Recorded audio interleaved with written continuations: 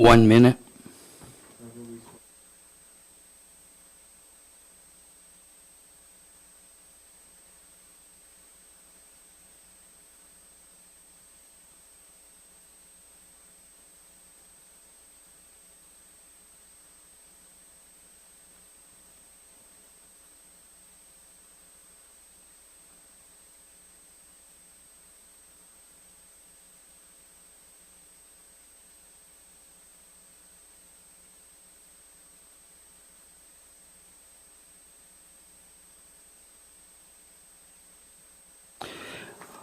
Go ahead and call to order the Kodiak Island Borough Assembly regular meeting of Thursday, September 21st, 2023 at 6:30 p.m. and we are in the Assembly chambers. Would everyone please rise for the invocation?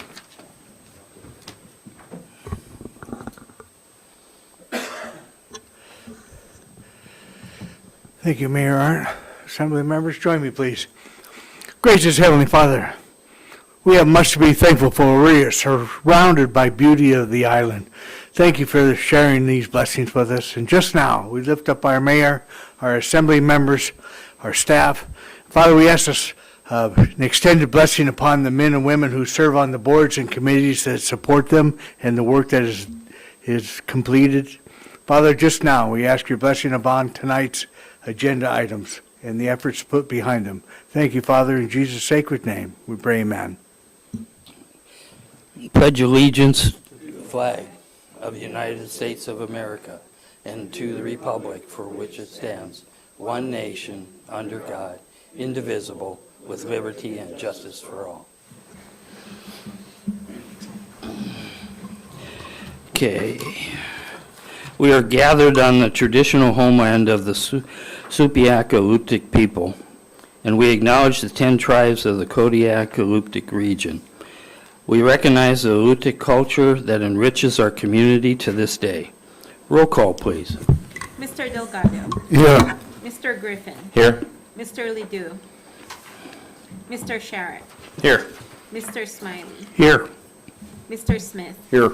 Mr. Turner. Here. Mayor Arndt. Here. You have a quorum. Thank you. Move to excuse Assemblymember Ledoux, who is absent due to personal leave. Second. It's been moved and seconded. All those in favor say aye. Aye. Opposed, same sign. Motion carries. Next item is approval of the agenda and the consent agenda. Scott, Move to approve the agenda and consent agenda. is there a second? Second. It's been moved and seconded. All those in favor say aye. Aye. Opposed, same sign. Motion carries unanimously. For the public's information, the consent part is the approval of the regular meeting minutes of September 7th, 2023. Next item is citizens' comments. This is agenda items not scheduled for public hearing and general comments. The local phone number is 907-486-3231.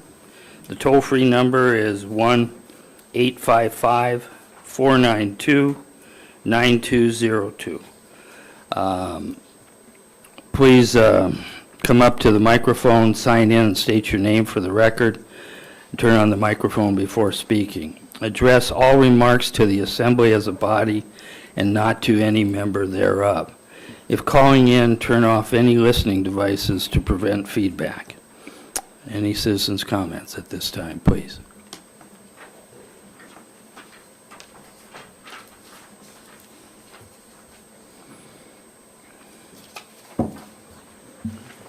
Good evening. My name is Dan Rohr, Mayor and Assembly. Thank you for the opportunity to speak tonight. I'm one to speak in regards to the litigation that Canada brought against you, Kodiak Area Native Association, that the Kodiak Island Borough lost in court here a couple of weeks ago. At your special meeting last week, you guys obviously had that for an executive session. You came out of executive session and just stated that, you know, you give an advice or direction to your manager and your attorney. I see it's on the agenda again tonight, and what I would just like to again reiterate is I've read this document, I don't know, 10, 12 times now at this point. I'm obviously not an attorney. You all know me well enough to know that I'm not trying to be arrogant, but if you're getting advice from your attorney that's contrary to what I'm about ready to say, I would really encourage you to get a second opinion. CANA from day one has maintained that their intentions with the Marketplace building was to at least have a portion of it be for economic development in our community, including market rate, or higher than market rate, as the case may be, commercial rentals in the downstairs of that building, which would be allowed to be taxed and prorated taxed. Currently, CANA does pay taxes on the Eye Care Excellence Building, the Family Dentistry Building, a prorated portion of the ACS building. They have been paying historically a prorated, albeit a very small amount, for the post office that was in the previous ACS building. Everything in this document talks about prorating facilities or stuff that does not fall within their 93/638 contract with the federal government. I think a great litmus test going forward would be is if they have a lease. There's facilities that I would maybe disagree with, like, for example, their shop. That's a little bit of a hard one for me to accept, but the reality is the federal government has given them a 93/638 agreement for their program, and at that point, we really don't have a lot of grounds to stand on to argue, because the federal government has said it is part of their program. So anyways, that'd be a great litmus test in my mind going forward. But again, I would just ask that you please don't appeal this. If you feel the need to continue to pursue the idea of appealing it, I would encourage you strongly, before you spend more taxpayer dollars doing so, to get a second opinion from another attorney. All you'd have to do is pay them to read this document and ask them to give you feedback specifically on the Marketplace building. Now, maybe there's other things you're concerned about other than just that, and if so, that's fine. You talked about an executive session. I have no idea what those items are, but certainly we can tax them. We have been taxing them, and we will continue to tax them into the future on stuff that doesn't fit within their 93/638 programming. So again, please don't appeal, and if you feel like you should, get a second opinion. Thanks. Thank you, Dan. Anyone else wishing to come forward, please do so at this time. Is there any calls? Thank you. Seeing none, we'll go ahead and move on to committee reports. Are there any committee reports? Jared. Just to update that the Health Facilities Advisory Board, we met this week and talked about some items that will be coming to the Assembly pretty soon for review, and our next meeting is Monday, October 30th. Thank you. Joe?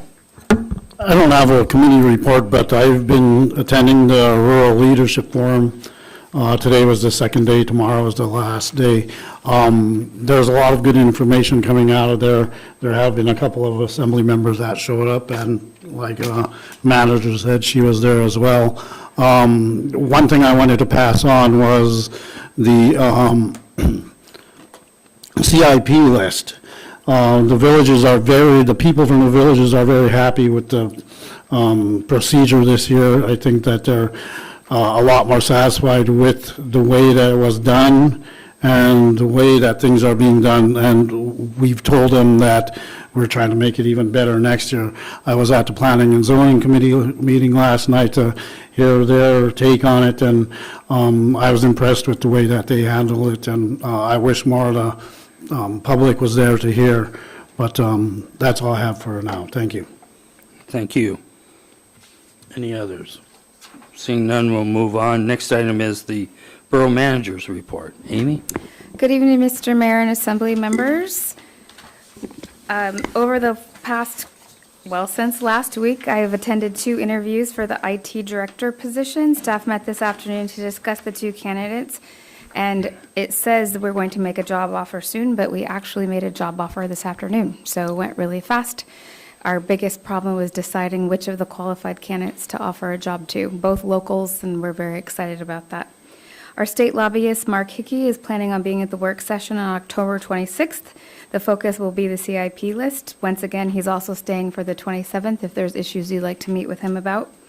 We're continuing work on the solid waste contract, and I just wanted to point out that as we define terms in that contract, we're doing so to solve some of the current problems that customers are experiencing.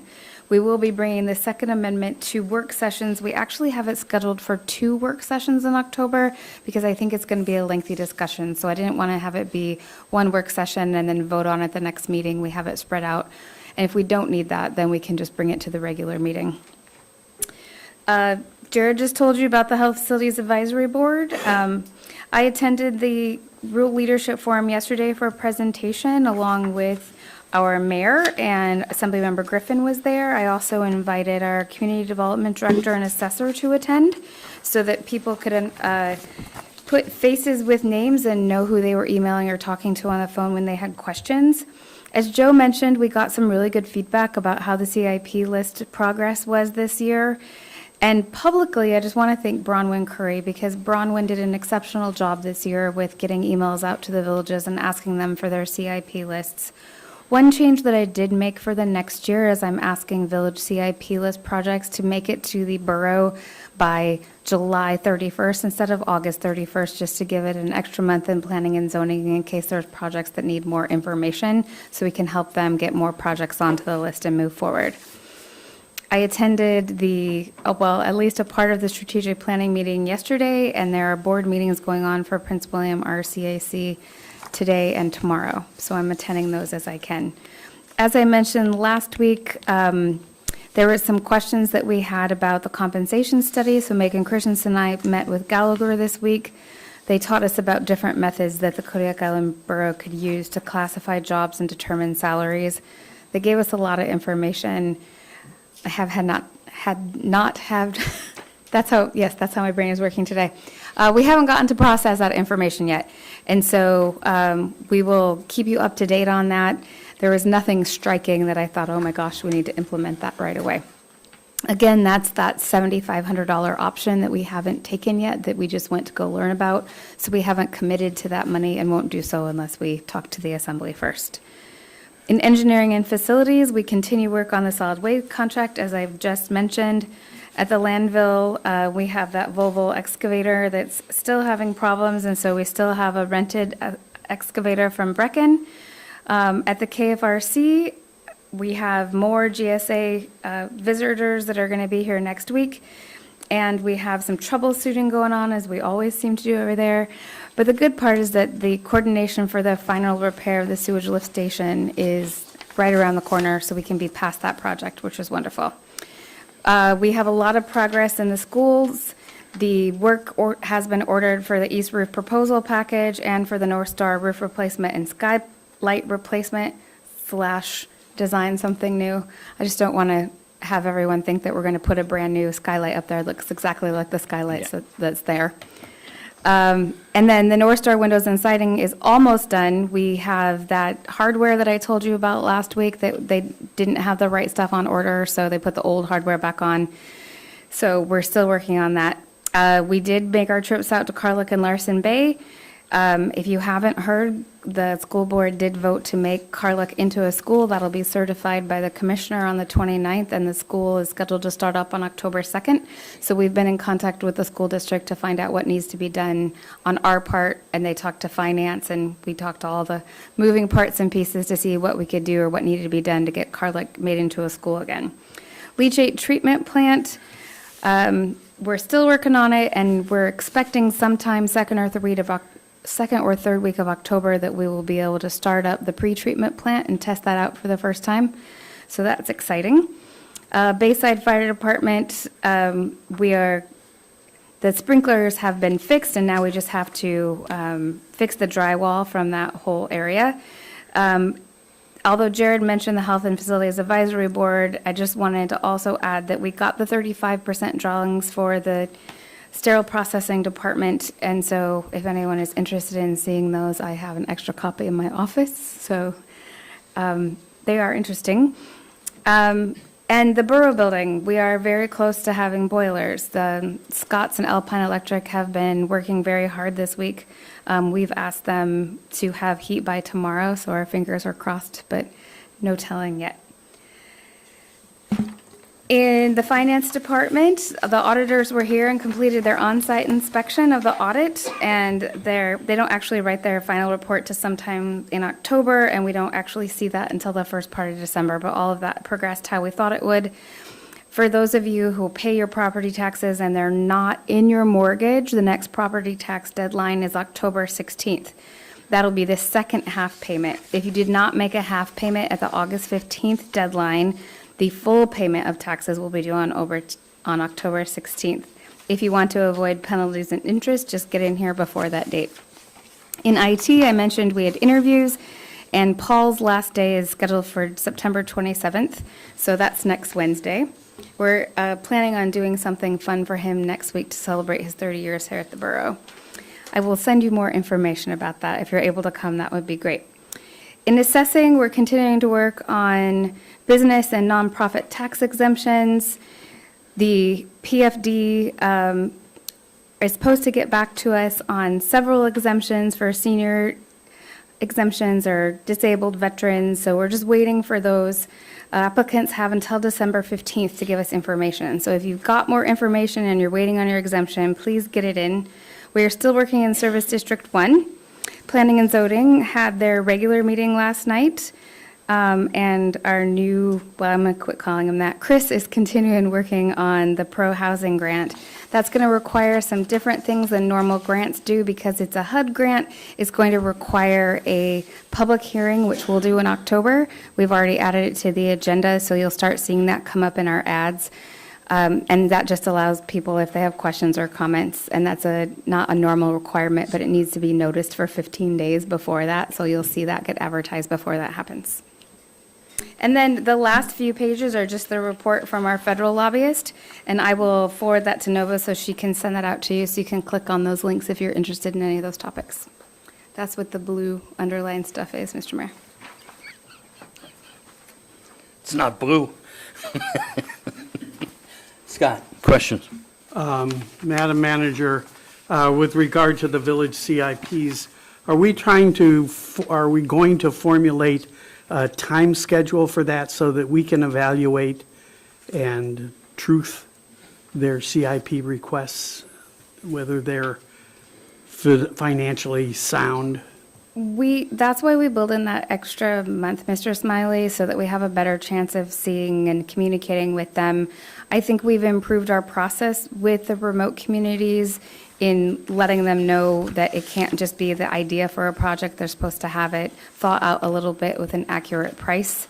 I don't think that we have the time or resources to check on every price, but Yeah. that's what we're asking for. And then that extra month will give the planning and zoning community development just a little bit more time to see if those are reasonable numbers. Because I know in the past, and not just theirs, some of ours come Yeah. in and you question what the price is, or if they've figured out the prices, 5 years ago and haven't accounted for inflation now. So we're just trying to monitor some of that stuff a little bit closer. Thank you. Also, I have a question about the reopening of the Carlick School. Yes. My understanding is there was no heads up to the borough or to the school district that they were planning on inviting people in with children in order to meet the cap requirements. Are we going to have some way of dealing with that? The day that I found out that they were recruiting Yeah. for that, the day the flyer went out on Facebook and it got in the paper and all that, the day that I heard, I contacted the superintendent. So there was some notice. I don't know how much notice they had on the success of bringing people in, so I can't control, or we didn't have any say in when people arrived, actually. So I have stayed in touch with the superintendent as this process has gone on, and I think I've been putting it in the manager report just on like what their process is. When I met with the superintendent about school maintenance, we spent a little bit of time talking about that and how we could support that, if there's anything we could do. But once the children are there and the commissioner says it's going to be a school, it's out of our hands. So our portion of that will be to continue to fix that HVAC system. There's a couple of zone valves that need fixed as well. So those parts are all in order. So we'll take another trip out there and make sure their heating system works. Thank you. Ryan? My question is also about the Carlick Bay School. I'm assuming that when you are having a discussion with the maintenance director, you guys are following a form of a written agreement someplace? I am looking for that written agreement. We've been doing some research, Engineering and Facilities has been doing some research, and I just got something today that was, it's a whole handout, it's several pages long, that references school maintenance, and it has some definitions of that $25,000 threshold that we've used in the past. That is something that the Engineering Facilities Department is looking for, so that I'd like to have an actual written MOU with that and have that further defined and see how the Department of Education is doing that. We've heard all kinds of rumors that 15% of the BSA should go towards maintenance. I cannot find that in writing anywhere. I've heard that the Department of Education has moved their value from $25,000 to $50,000. We haven't found that anywhere yet. So we're doing some investigation so we can have I would feel better if it was in writing, because up to this point, it just seems like that's how we've always done it, or it's one person's interpretation and that gets passed along. So I like in writing things and I like signatures, so we're going to try to move in that direction and try to have a policy. I wanted to see the actual list of how remote schools, like just how like if it's not in the direct community on the road system, including Chiniac and all the village schools, like how is that preventative maintenance done, or what maintenance is being asked of their people who are out there assigned to those tasks. And I haven't gotten that information yet, but I'm just interested in what kind of, I have that Coast Guard military background where every week we check things, we sign it on a little card, and that just seems like it would be something, because we're not physically having eyes on those schools all the time, that would be really helpful. But they have their own maintenance department, so we can't tell them how to do that maintenance. It's our job to check up and make sure it's getting done. So we're working on those relationships, and Dave has a weekly meeting, Dave, with the school district, every 2 weeks with the school district. So he has good communication lines open with the school district, and we're trying to get that figured out. Any other questions? Okay, then moving on, next is messages from the Borough Mayor. I've also been trying to attend parts of the Rural Forum this week. Tomorrow at noon is the end of it. And we have new business contracts. It's contract number FY 2024-13, approval of a one-year contract with Matson Navigation Company of Alaska Incorporated for metal processing and hauling. Scott? Move to authorize the Borough Manager to approve contract number FY 2024-13 with Matson for metals processing and hauling. Is there a second? Second. Okay, staff report. Amy? Thank you, Mr. Mayor. Dave is here to tell us about this contract tonight. So we are requesting that consideration be given and approval to the manager to authorize FY 2024-13 for a charge of $4.13 per cubic yard to process our metals and ship metals south. We have chosen to put this contract for you as presented, although we recognize the comments that were made last week. We can look at putting out an RFP to see if there are other competitors. However, in the years that I've been involved with this contract, I have yet to have but one competitor who never followed through. So at this point, I am not aware of anyone, nor has the borough been contacted about questions or anything about this contract. Thank Happy you. to answer any questions. Any questions or discussion? Questions? Any discussion? Scott? Okay. Then roll call vote on the motion, please. Mr. Delgado. Yes. Mr. Griffin. Yes. Mr. Sharrett. No. Mr. Smiley. Yes. Mr. Smith. Yes. Mr. Turner. Yes.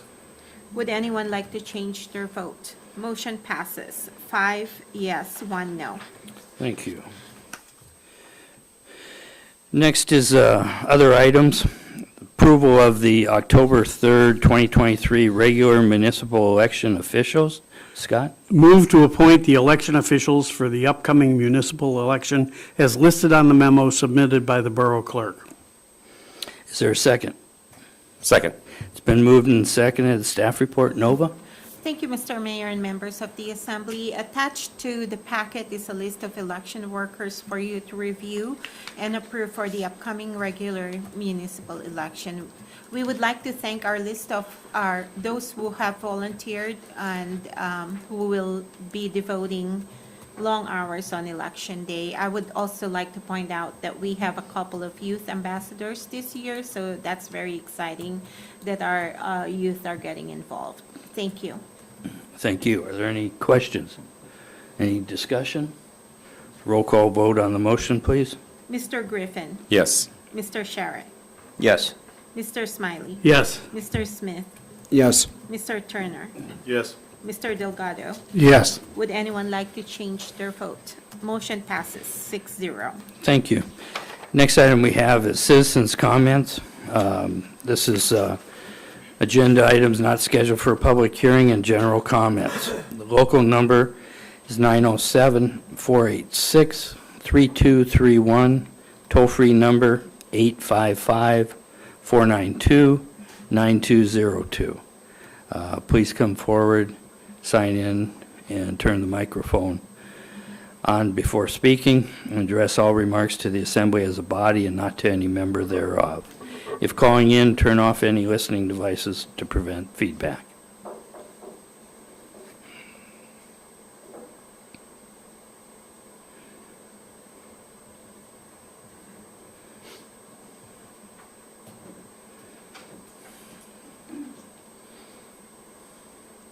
You can pull it down and turn the button on, so like, Thank you. Chimai, my name is Judith Clayton, and I'm from the village, city of Port Lions, and on the city council.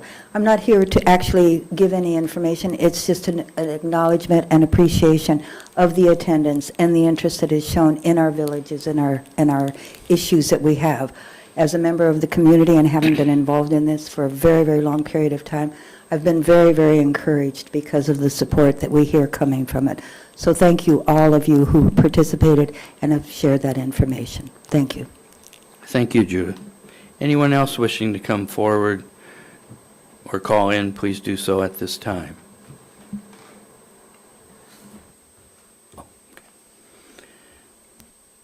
Seeing none, move on to assembly member comments.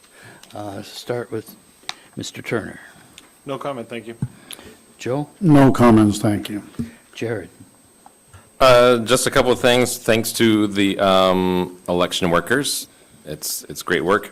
The candidate forums are next Monday and Wednesday evening, city, Monday evening, and borough and school board next Wednesday. So please listen and be involved in those.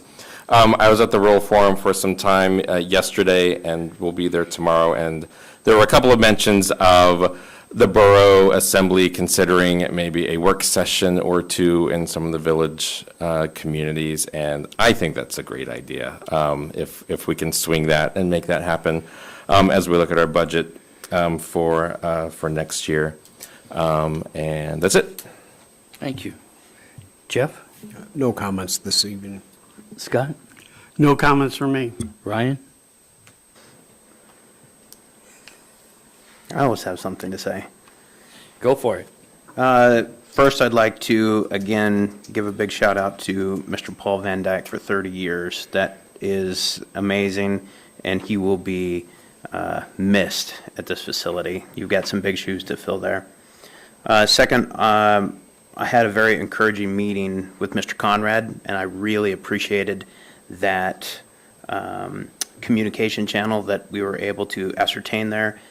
And it was encouraging for me, being new to the assembly, to be able to start breaking down those silos. And so I would encourage, again, with the permission of Madam Manager, I would encourage the assembly members to have conversations with the staff. They work hard, they do a good job, and I appreciate Mr. Conrad and that conversation. That's all I've got tonight. Thanks. Thank you. Go ahead and read. The next assembly work session is scheduled on Thursday, September 28th, 23 at 6:30 PM in the Borough Assembly Chambers. The next regular meeting is scheduled on Thursday, October 5th at 6:30 in the Borough Assembly Chambers. Early voting for the upcoming October 3rd election will be available from 10 a.m. to 4 p.m. Through Monday, October 2nd, in the Borough Assembly chambers. Election day is October 3rd. Don't forget to vote. With that, we will have discussion of litigation, move into an executive session for discussion of litigation strategy regarding Kodiak Area Native Association versus Kodiak Island Borough, case number 3 KO 2157 CI. Scott? Move to convene into executive session under the authority of Kodiak Island Borough Code 2.30.030 F1A to discuss pending litigation to which the borough is a party and to provide direction to the borough attorney regarding that litigation. Assembly discussion? Second. Oh, second. Second. It's been seconded, thank you. Assembly discussion? Roll call vote on the motion, please. Mr. Sharrett? No. Mr. Smiley? Yes. Mr. Smith? Yes. Mr. Turner? No. Mr. Delgado? Yes. Mr. Griffin? Yes. Would anyone like to change their vote? Motion passes 4 yes, 2 no. Move to invite the mayor and assembly into executive session, as well as the borough attorney, the borough manager, the borough finance director, the borough assessor, and the borough clerk. Second. It's been moved and seconded. All those in favor say aye. Aye. Opposed, same sign. Motion carries. We'll take a 10-minute recess, clear out, and then reconvene in executive session. Thank you. Thank you all for coming.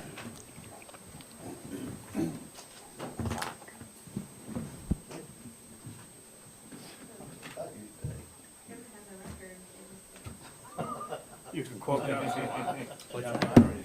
If there wasn't an executive session, you would have had the record. I didn't know that was being tracked.